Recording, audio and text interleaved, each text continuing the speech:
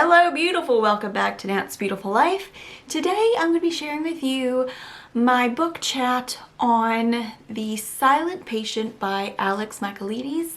This is our book club book of the month for February, and I have some thoughts. If you're new to this channel, hello, my name is Natasha. I do videos on books, bullet journaling, beauty, media, anything I want to do a video about, and I would love for you to subscribe, click the little like button, the notification bell if you want to, and be a part of our little family here.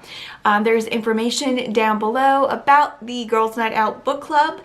If you are local to the Triangle area, you can meet live with us. If not, just join the Facebook group, or you don't even have to do that. You can comment on the video. You can comment on the video and let me know your thoughts. Let us all know your thoughts on the book. All right. So without any further ado, I'm going to get into the video. Also, I will link the video that has all the books for the year, so you'll know what all the books are. I do not pick them all myself. It is a group effort. There are 12 books and they're already chosen, so you can join us anytime. All right, and you can also look back and see books we've read in the past. All right, enough. Okay. All right, so let's talk about The Silent Patient by Alex Michaelities. I did the audiobook for this one. I did speed it up a little bit because he spoke very slowly, the narrator. But I will say the narrators weren't bad. I did enjoy that. I could listen to another book by them. Didn't bother me. So you have occasionally a chapter where Alicia, who is the premise of the book. Okay, I'm gonna get to this. The premise of the book is Alicia, who is our main female character, shoots and kills her husband, and nobody really knows why. And since the day she shot him, no one she has not spoken to anyone. Not a word. And that's not the funny part. Okay. But the weird part is Theo is a psychotherapist that is in the UK. That would be what we consider a psychologist here in the US. So a psychiatrist would be your MD, your medical doctor who specializes in psychiatry and the brain and things like that. A psychologist specializes in talk therapy and things like that. So that's what he is. And it has been 7 years since this crime has happened. The lady has never spoken. And yeah. So, and I'll get to that in a second, like what's strange to me and what kind of put my little red flags up for this guy anyway, as far as like, why would you do this, is it's been 7 years since the crime has been committed. Now it was a big deal at the time because she was a famous painter, and her husband, which she murdered, was a well-known photographer. And so they had a little bit of fame there, and so it was in the media. People knew about it. And so apparently this particular psychotherapist, whose name is Theo, has been obsessed with this case since the beginning. And again, it's been 7 years. And the Grove, which is the mental institution where she is, it's everybody, at least in her area of that institution, are incarcerated for a crime, but they were mentally ill, so they were kind of like, by reason of insanity, they're put in there as opposed to prison.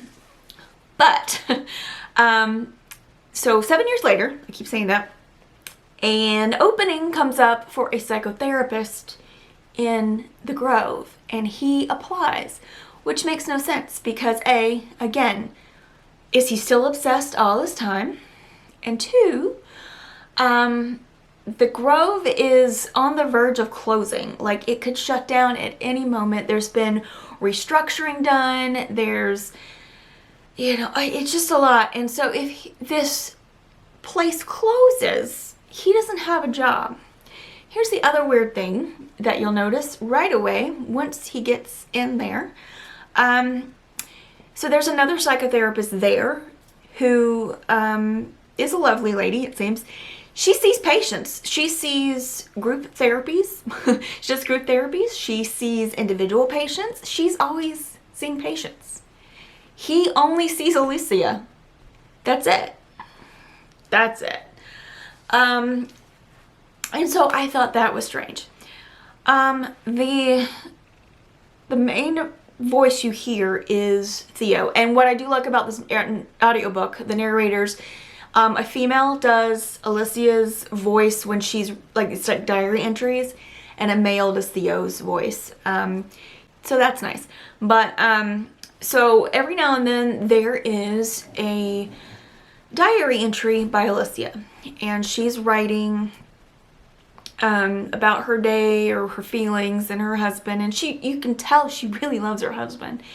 And then also and then it goes back to Theo for a while, and then it'll go back to her. Most of the time it's Theo, and it's not like, it would have been more interesting, I think, if they'd have had more and maybe had like a diary entry like every 2 chapters, every chapter. The parts where she spoke, as far as like via diary entry, were the only times where anything really happened. I don't know how this book could be so pretentious and boring at the same time. I did not like this book. The best part about this book is kind of the twist at the end. But even that doesn't quite mesh with the way things have flowed throughout the book. And I'll get to that in the spoilery parts. But the premise sets up really well. But basically all he's doing is he's saying that he wants to learn more about Alicia so he can understand her better, so he can help her. And so he goes through and speaks to her brother-in-law who's still around, her cousin and aunt, her neighbor, and he's gathering little bits and pieces here, and then he learns the main thing that he's like, oh yes, now I know how to help her, and all of that. And literally it was boring. I did not enjoy it. And I went in thinking, you know, because here's the thing. People either love this book or hate it. And when I decided that I wasn't going to read it, and then it came up for a book club book. And I thought, you know, I'm going to go in with a positive attitude because some people really love this book. And so I'm going to go in thinking, you know, this is a good book. Because it does have like 4 stars on Goodreads. I mean, it's a well-loved book, but it's also a well-hated book. There's no in between. And when I get to the spoilers, I think we'll talk a little bit more about that. I gave it a 2.75, and the only reason why I gave it, like, I wanted to give it 3 because of the ending was clever, but my enjoyment of this book was not a 3. Like, I would give, you know, some other books that I really enjoyed and like would recommend a 3. That's a, you know, baseline book. But I would not recommend this book. And so I didn't enjoy it. I was ready for it to be over with. So I found myself listening to the audiobook a lot. I finished it in 2 days because I just wanted to get through it. There was a certain point where I was enjoying it, like waiting for that big thing to happen. And like after the first 4 hours of the audiobook, I was like, oh my word, this just has to end. This just has to end. I think the first 10 chapters, I literally texted my friend, I was like, how can this book be so boring and pretentious at the same time? Like, nothing is happening. And yeah, this book was not for me. So, and here's why, and before everybody gets upset, this is why. It's the writing. The concept of the book and everything are fine. They really are. And I can understand why people like this book. Especially with that, you know, the twists at the end and all of that. I can understand it, but I don't think this person's writing is for me. I was tempted to read The Maidens by Alex Michaelities, but I think their writing is just not my jam. Just like we spoke last month, which was actually a few minutes ago because I'm wearing the same thing, for me, on the Midnight Library, which was our January book of the month. And some people thought the Midnight Library was a very disappointing book, but I loved it because I mesh well with Matt Haig's writing. I understand it. I always know that it's something unique and different. It's not the same as the last book he wrote. And so I went in expecting that because I like Matt Haig and I expect that from him. And so I was not disappointed. I was actually surprised, and pleasantly so. So I think it's the writing on this one. I just did enjoy it. All right, so if you've read the book, if you loved it, it's fine.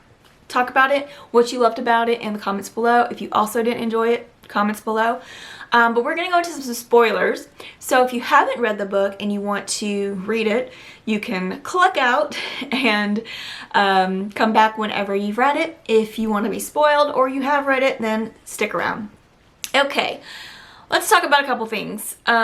First of all, I felt like a lot of the interviews he was doing were just, like, I could picture them in a dark kind of movie, like a movie where nothing happens, and when the movie's over, you're just like, why did I just waste that time in my life? Like, that kind of thing. And the fact that you have this second storyline with his wife, Kathy, and her lover, and then when you find out at the end that it's not it's a dual timeline. It's not the same timeline. It's not linear. It's, he's going even further before the murder and then starting and then going 7 years and starting back. That was a choice. Again, it wasn't a bad choice, but I think the writing didn't work for me because I feel like, if there were more hints throughout the writing, which I didn't see this because, again, just didn't mesh for me. I feel like if there were more hints throughout the book that the stuff with Kathy was in the past, so that it would have made more sense when we found out it was in the past, then it would have worked a little better for me. But the fact that it seemed so blended well with the timeline he was working with, it just didn't seem realistic.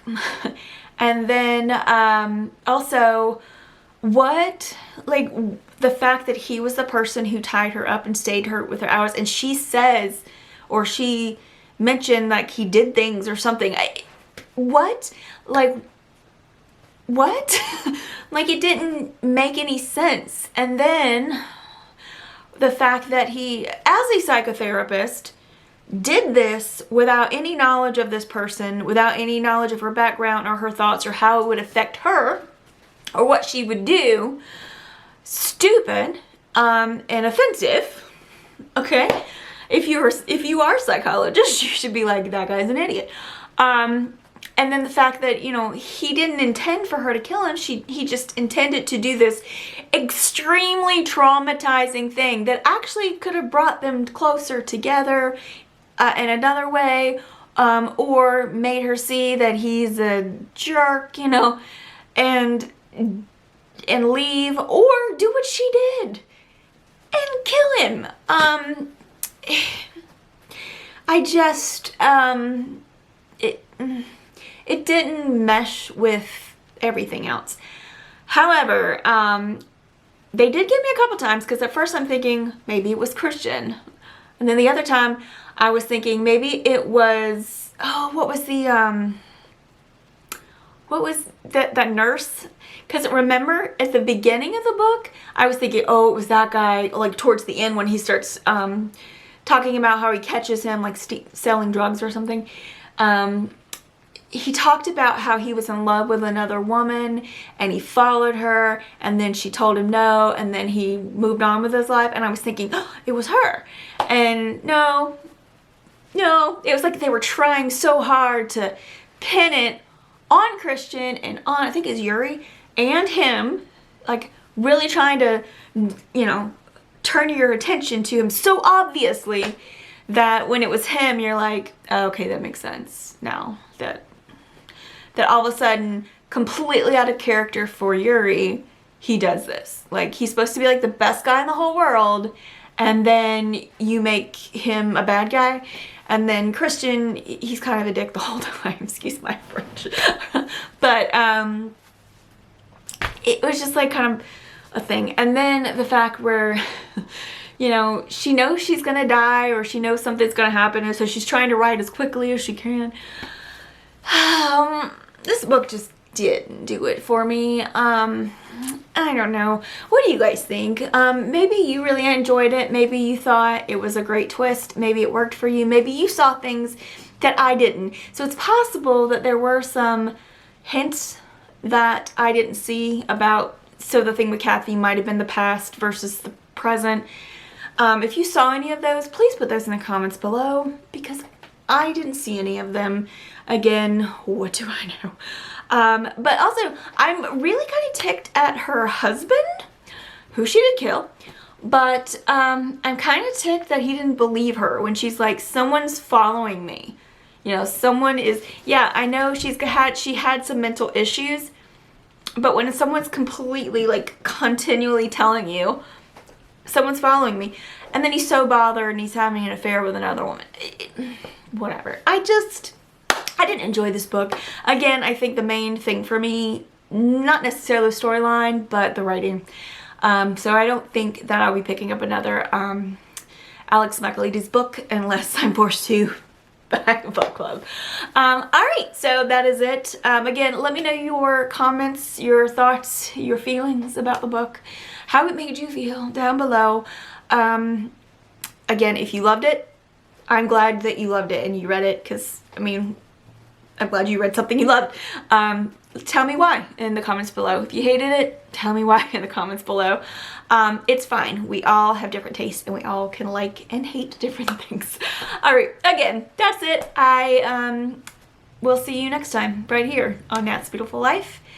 Thank you so much for watching. Have a great day, gorgeous.